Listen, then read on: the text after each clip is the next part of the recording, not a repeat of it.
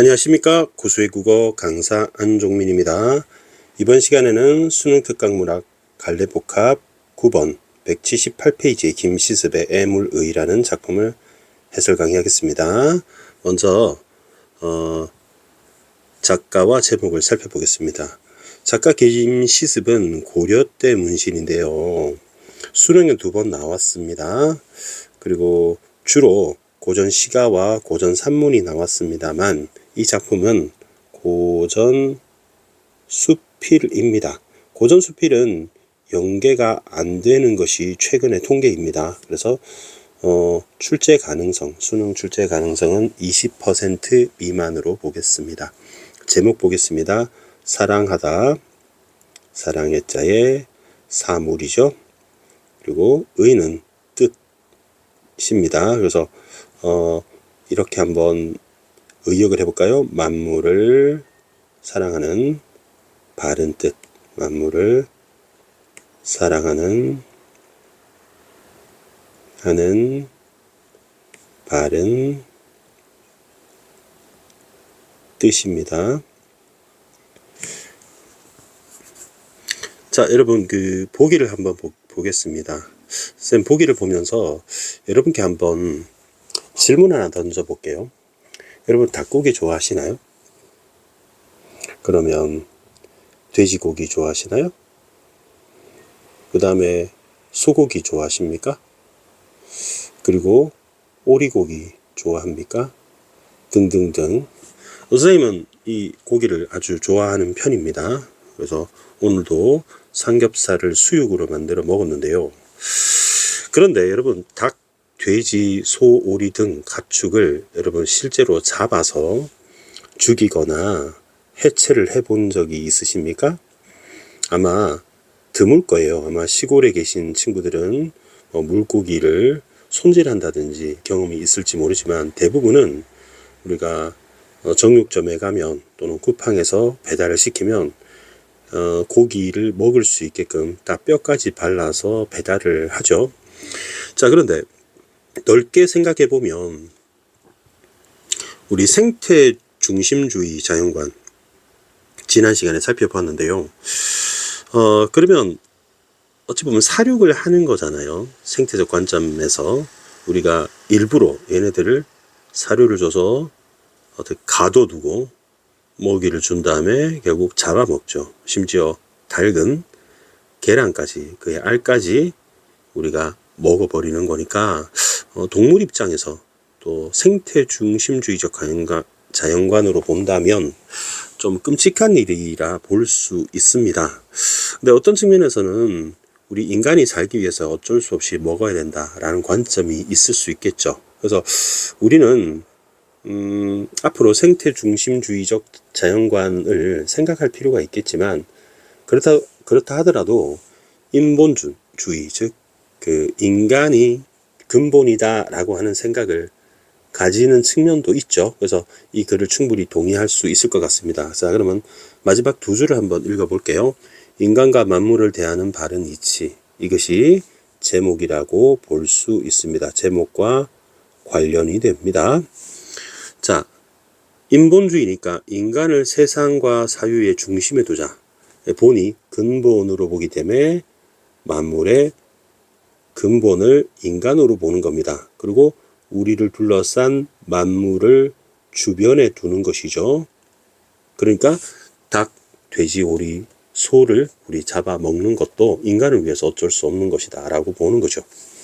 대신에 만물을 윤리적으로 대해야 된다라고 하는 것은 우리 기르는 개나 고양이를 또 버려진 동물들을 학대하는 그런 영상을 한 번씩 볼 수 있는데요. 끔찍하죠. 그래서 동물을 괴롭히고 지나치게 잡으면 동물도 멸종을 하게 되고 인간에게도 바른 도리가 아니다. 그래서 자연과의 조화도 필요하다라는 입장입니다. 그래서 인간을 중심으로 두되 만물을 학대해서는 안 된다. 이 정도의 입장인 것 같습니다. 그래서 이 정도의 통찰을 고려시대 때 했다는 것은 상당히 뛰어난 생각을 했다. 이렇게 볼 수 있겠죠. 좀 작품이 어렵습니다. 자, 읽어보겠습니다. 어떤 이가 나한테 물어봅니다. 자, 노란색으로 체크를 해둘게요. 세상 만물을 사랑하는 방법이 무엇입니까? 라고 질문을 하는데요. 그러니까 어떤 이는 주로 질문을 하고 나는 주로 대답을 합니다. 그래서 나는 길게 대답을 합니다. 자, 대답했다. 그래서 이 작품은, 이 수필은 고전 수필인데요. 고전 수필은 질문하고 대답하는 여러분 대화체 구성이다 라고 해도 되고요. 대화체라고 해도 되고 대화적 구성이라고도 해도 좋겠습니다. 대화 형식이라고 해도 되겠습니다. 다 됩니다. 여기서는 대화 형식이다. 무엇이든 다 좋습니다. 그러니까 이렇게 길게 대답을 합니다. 이렇게 길게 대답을 합니다. 요약을 좀 해볼게요. 저마다 자기 본성대로 살도록 하는 것입니다. 주역에 이르기를. 그러면 이 글의 특징 중에 하나가 어떤 성현의 말씀, 경전이라고 할게요. 경전을 인용을 합니다. 인용을 합니다. 그래서 뭐라고 인용을 하느냐 면요. 하늘과 땅의 큰 덕은 생이라 한다 라고 나와 있어요. 자, 그러면 쌤이 한번 그림을 그려볼게요. 여기다가 하늘이라고 쓰고요. 그 다음에 밑에다가 땅이라고 쓰겠습니다. 자, 그러면 하늘과 땅의 덕은 생이라는 거예요. 생이라는 겁니다. 그래서 나타라는 거죠. 나음이죠. 만물은 끊임없이 낳고 또 만물을 낳고 또 낳는 것은 하늘과 땅의 덕이요. 그러면 생이 왜 나음인지 알겠죠? 살고자 하는 것은 만물의 본성입니다. 그러면 사이에 만물이 있습니다. 만물이 있는데 만물의 본성은 이제 살고자 하는 것입니다. 살고자 하는 것입니다. 그래서 죽음을 두려워하고 살려고 하는 것이 우리의 본성이라는 거예요. 만물에 살고자 하는 본성을 우리는 따라야 하고요. 만물을 끊임없이 낳고 또 낳는 것은 하늘과 땅의 큰 덕을 우리는 본받아서 세상 만물이 저마다 본성대로 살고 깊은 두터운 사람과 은혜 속에서 자라도록 할 따름이다 라고 했어요. 그랬더니 어떤 이가 좀 더 자세히 설명해 달라고 합니다. 그러면 좀 더 자세히 설명해 달라고 하는 것은 어떤 이의 보충 질의가 되겠죠. 그래서 나는 이렇게 대답을 다시 하는 겁니다. 아주 길게 얘기를 해요. 어느 만큼 얘기하냐면 여기서부터요. 170, 278, 279에서요. 어느 정도까지 하냐면 여기까지 합니다. 여기까지 합니다. 자, 보이시나요? 자, 이까지 이렇게 길게 대답을 합니다. 작가 김시습이 이렇게 대답을 합니다. 앤서를 하게 됩니다. 자, 우리 첫 번째 얘기 여러분 요거 잘 파악하셨을 거예요. 자, 요거 좀 메모를 해 두시고요. 캡처를 해 두시고 메모를 해 두시기 바랍니다. 조금만 올려보겠습니다. 자, 사람과 만물은 하늘 땅 사이에 함께 살고 있어요. 자, 그럼 여기다가 사람이라고 했죠. 그러면 중요한 것은 사람과 만물의 관계입니다. 뭐 사람은 다른 말로 인간이 되겠죠.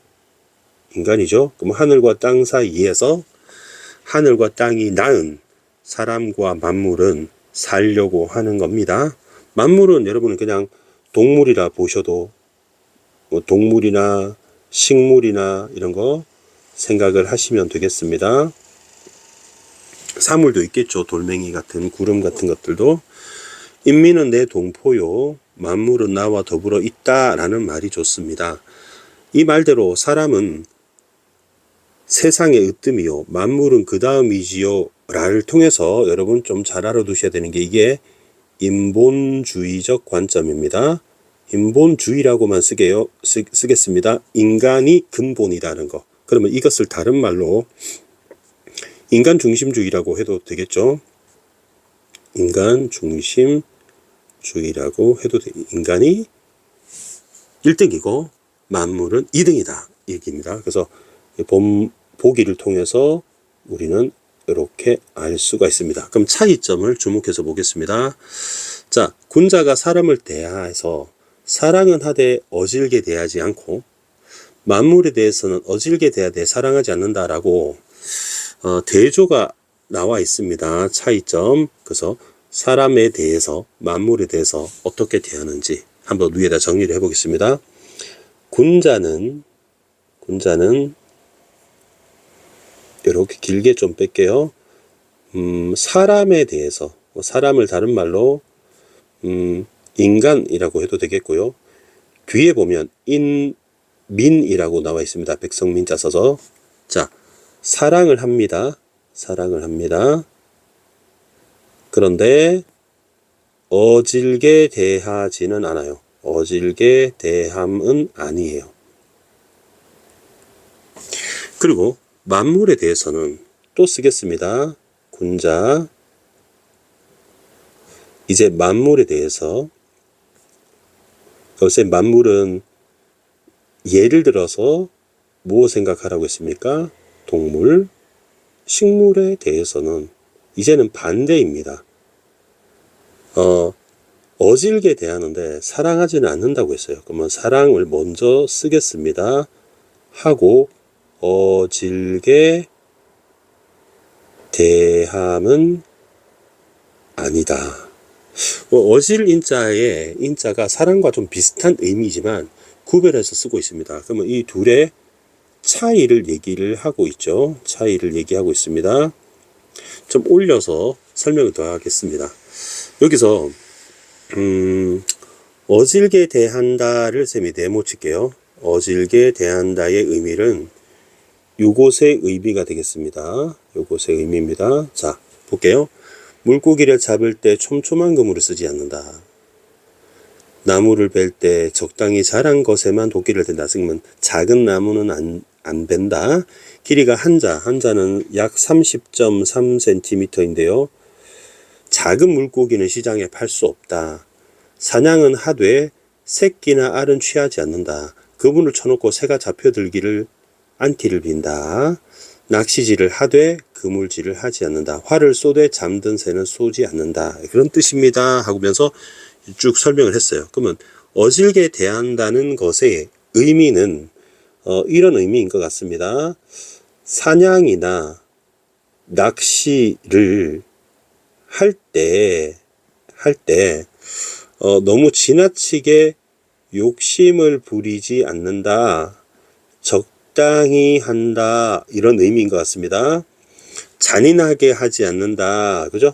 잔인하지 않는다. 포악하지 않는다.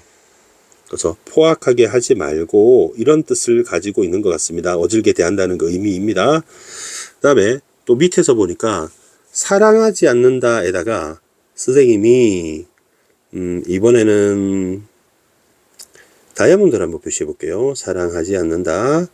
그럼 사랑하지 않는다를 찾아보면 이것이 사랑하지 않는다입니다. 그죠? 정리를 해볼까요? 순임금이 다 인용을 했고요. 위에는 열거와 예시입니다. 그럼 어질게 대한다는 것은 너무 적당히 해야 되지 욕심을 부리지 않는다는 뜻이고, 그 다음에 사랑하지 않는다는 것의 의미는 순임금이 백익으로 하여금 산과 연못에 불을 지르게 해서 호랑이, 표범, 무소, 코끼리, 그럼 이것들은 전부 다 만물이 되겠죠. 멀리 내쫓아 버렸다. 그 다음에 봄, 여름, 가을, 겨울 철마다 사냥을 했다. 사냥 얘기를 하고 있고요. 축출도 하고 사냥도 하고요. 그 다음에 고기를 먹는다고 했고요. 사냥을 한다고 했습니다. 자, 그러면 사랑하지 않는다는 것은 사냥을 한다, 낚시를 한다, 축출을 한다, 뭐 이런 뜻입니다.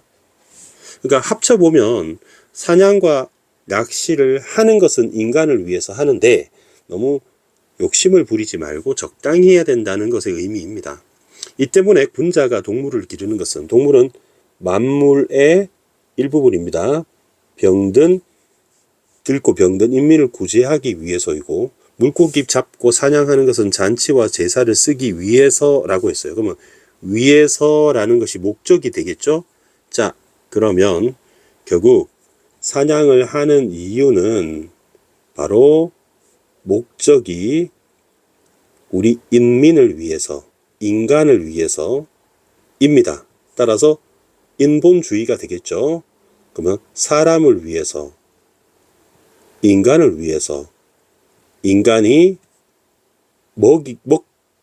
인민을 구제하기 위해서, 그다음에 잔치와 제사로 동물을 쓰기 위해서 사냥과 낚시를 하는 것은 허용된다는 거죠. 다만 하면서 어떤 얘기를 하고 있냐면 적당히 해야 된다라는 거죠. 그럼 적당히 한다는 것의 의미는 바로 어질게 대한다는 것의 의미이고, 이것이 군자가 만물을 대함에 있어서 지녀야 될 태도라고 보는 것이죠. 어질게 대한다고 살생을 하지 않는 건 아니고, 살생을 하더라도 모조리 잡아들이는 것을 좋게 여기지 않는다고 하는 거니까, 모조리 잡아들이는 것은 욕심을 내는 것이죠. 또 지나친 살생이 되겠죠.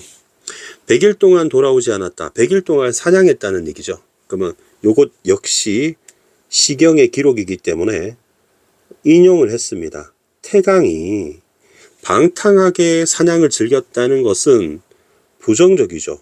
왜냐하면 지나친 거기 때문에 원망한 것이고, 시경의 노래에서 불이 타오르는 일제히 일어나리 하는 공숙단이 숲에 불을 질러 짐승을 한쪽으로 몬디 사냥했다는 것은 지나친 행위라는 것이죠.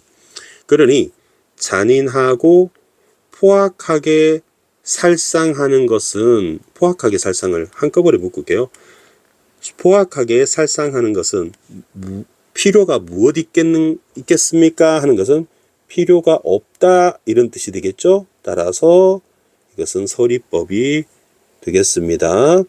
인민의 어려움을 덜고 인민이 잘 살 수 있도록 하는 것이 결국 만물을 대함에 있어서 사냥, 낚시의 목적이지, 동물을 죽이는 것을 쾌락을 느끼고 지나치게 해서는 안 되겠죠. 알까지, 새끼까지, 작은 가지까지, 가지까지 없애는 행위는 금지해야 된다라는 거죠. 그 다음 차례로 말하면 인민을 어질게 하고 만물을 사랑한다. 요거는 선생님이 오렌지 형광펜을 한번 칠해 보겠습니다. 그러면 위로 올라갈게요. 위로 올라가서 요 두 개를 비교를 한번 해 보겠습니다. 요 두 개를 비교해 보겠습니다. 자, 오렌지 색깔 보세요. 인민은 어질게 만물을 사랑하는 겁니다. 인민은 어질게 만물을 사랑하는 거 한번 볼까요? 군자는 인민을 어질게 대하지 않는다고 했고요. 다음에 만물을 사랑하지 않는다고 했습니다. 그죠? 근데 밑에를 보니까 인민을 어질게 대하고 만물을 사랑한다는 거는 바뀌어 있죠. 그죠? 바뀌어 있습니다. 자, 그러면 이것이 두 번째라는 거죠. 따라서 위에 있는 이것이 첫 번째 덕목이라는 거예요. 첫 번째 덕목이고, 얘가 세컨드, 두 번째 덕목이라는 얘기를 하는 겁니다. 그 중요함으로 말하자면 마을에 불이 났습니다. 그럼 공자께서 또 역시 고사를 인용했는데, 공자가 이렇게 물어봤대요. 사람 안 다쳤어요? 이렇게 물어보고 마구간의 말이 상했는지 묻지 않으셨다는 일을 들 수 있어서 군자가 만물을 사랑하는 것의 의미라고 하였습니다. 그러면 이 고사를 통해서도 인간이 더 만물보다 더 중요하다는 얘기를 하고 있죠. 또 이렇게 물었다. 누가 물었냐면요, 어떤 이라는 사람이 물었습니다. 불교 책에서는 살생하지 않는 것을 계율로 삼았는데, 계율은 지켜야 될 법칙 정도로 보면 됩니다. 그게 참으로 선한 게 아니겠습니까? 는 매우 선하다. 그죠? 매우 선하다. 살생을 하지 않아야 선한데 왜 살생을 하라고 얘기하세요? 라고 하니까 또 같은 말을 반복합니다. 나는 명확하게 이렇게 얘기해줘. 우리 짐승을 살생하는 것은 인민의 어려움을 들고 인민구제죠. 인민을 잘 살생하기 위해서다. 인민구제입니다. 그래서 먹을 게 없어서 서로 물어 죽이고 사람끼리 사람 고기를 먹기에 참혹하게 그지없는 상황에서 그저 살생하지 않는다라는 말이 무슨 의미가 있겠냐라고 했죠. 그러면 이 말은 의미가 없다 이렇게 할 수 있기 때문에 이것도 서리법이죠. 그래서 이 김시습 화자가 하는 말은 되게 명확합니다. 인간을 중심에 두고 이거를 첫 번째 경지에 그 다음 2등급으로 만물을 두어서 인간이 만물을 살생을 할 수 있다. 즉 사냥을 할 수 있고 그다음에 낚시를 할 수 있고 그다음에 벌목도 할 수 있다. 근데 그 이유는 무엇 때문이냐? 바로 목적이 인민을 먹고 살아야 하니까 라는 인민구제의 이유라고 했고요. 다만 덧붙인 것은 욕심을 너무 부리지 마라. 적당히 사냥을 해야 된다. 왜냐하면 만물도 살려고자 하는 본성이 있기 때문이죠. 그리고 잔인하게 그리고 포악하게 사냥하지 마라. 그것은 경계해야 된다라고 하는 바로 한마디로 인본주의적 관점을 명확히 했습니다. 논리적 허점은 보입니다. 인간이 첫째고 만물 역시 살고자 하는 본성이 있는데 인간이 함부로 만물을 살생하는 것을 두둔하고 있는 것은 논리적 모순이 있어 보입니다만 결국 인간이 살기 위해서는 어쩔 수 없는 것이다 라는 입장을 드러내고 있다고 보시면 되겠습니다. 이걸 조금 어려웠죠. 좀 세세하게 깊이 살펴보았습니다. 가나에 비해서는 선생님이 강의 시간이 좀 오래 걸렸네요. 자, 질문 있으시면 댓글로 달아주시고요. 24시간 이내 답변을 해드리겠습니다. 구독과 좋아요 부탁드리겠고요. 고수의 국어는 항상 최선을 다해 강의할 것을 약속드립니다. 여러분 수고하셨습니다. 감사합니다.